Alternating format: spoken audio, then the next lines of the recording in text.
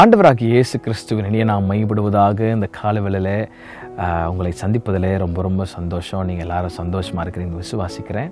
இந்த காலவேளையில் இயேசப்பா ஒரு வார்த்தையை சொல்லி உங்களை உயிர்ப்பிக்க விரும்புகிறார். காரணம் அவருடைய வார்த்தை உயிர் உள்ளது, சத்தியம் உள்ளது. எந்த மனுஷனையும் பிரகாசிக்கக்கூடிய மெய்யான ஒளியாகிய வார்த்தையை அனுப்பி கர்த்தர் உங்களை திடப்படுத்த, தைரியப்படுத்த, ஸ்திரப்படுத்த, நிலைநிறுத்தவர் போதுமானவராக இருக்கிறார். இந்த காலவேளையில் ஒரு வசனத்தை சொல்லி உங்களை தைரியப்படுத்த விரும்புகிறார். ஒருவேளை நான் வெட்கப்பட்டு போயிடுவனோ, ஐயோ இந்த குறிப்பிட்ட காரியத்தில் நான் வெட்கப்பட்டு போயிடுவனோன்னு பயந்து கொண்டு ஒருவேளை கர்த்தர் என்கிட்ட என்ன பேச போகிறாரு எதிர்பார்ப்போடு பார்த்துட்ருக்கிறீங்களா? 25ஆம் சங்கீதத்தில் தாவீதின் சங்கீதம் என்று அழைக்கப்படுகிற ஒரு அழகான சங்கீதம். சங்கீதக்காரனுக்கு தாவீது ஒரு அழகான ஜெபம் செய்கிறார். பாருங்களேன், 2ஆம் வசனத்தை நான் வாசிக்கிறேன். 25:2 என் தேவனே உம்மை நம்பியிருக்கிறேன், நான் வெட்கப்பட்டு போகாதபடி செய்யும் அப்படின்னு சொல்கிறார். 3ஆம் வசனத்தில் ரொம்ப அழகாக சொல்கிறாரு, உம்மை நோக்கி காத்திருக்கிற ஒருவரும் வெட்கப்பட்டு போகாதபடி செய்யும். கர்த்தருக்கு காத்திருக்கிறவர்கள் ரொம்ப கிளியரான ஸ்டேட்மெண்ட் ஏசப்பா கொடுக்குறாரு. அவருக்கு நீங்கள் காத்திருந்தீங்கன்னா ஒரு நாள் நீங்கள் வெட்கப்பட்டு போகவே மாட்டீங்க அப்படின்னு கர்த்தர் சொல்கிறார். ஒருவேளை நான் வெட்கப்பட்டு போயிடுவனோ, இந்த குறிப்பிட்ட காரியத்தில் என் தலை குனிவாயிருமோ, இந்த குறிப்பிட்ட விஷயத்தில் என்னுடைய மானெல்லாம் போயிருமோ, ஒருவேளை நான் அப்படி இதை இழந்துருவனோ அப்படின்னு ஒருவேளை பெரிய பயத்தோடு இந்த சத்தத்தை கேட்டுக்கொண்டிருக்கிறீங்களா?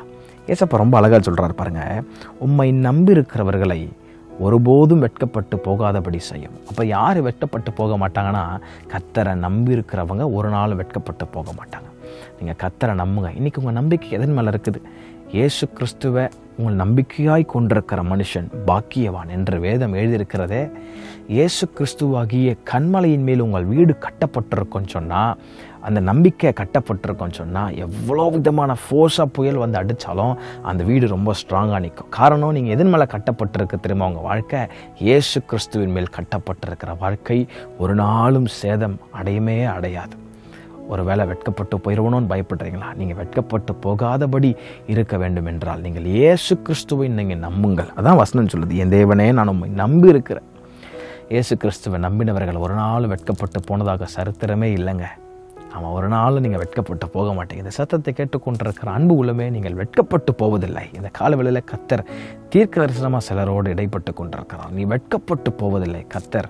காரணம், கர்த்தர் உன்னோடு கூட இருக்கிறார். அவருடைய முகத்தை நோக்கி பார்த்தவர்கள் பிரகாசமடைந்தார்கள், அவருடைய முகங்களோ வெட்கப்பட்டு போனதில்லை என்று வேதம் எழுதியிருக்கிறது. நீங்கள் வெட்கப்பட்டு போகாதபடி உங்கள் தலைகளை உயர்த்தி உங்களை உயர்த்த வாழ வைக்க இயேசு கிறிஸ்து போதுமானவராக இருக்கிறார்.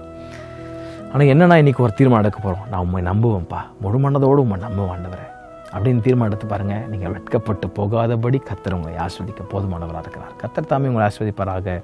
ஆமென்.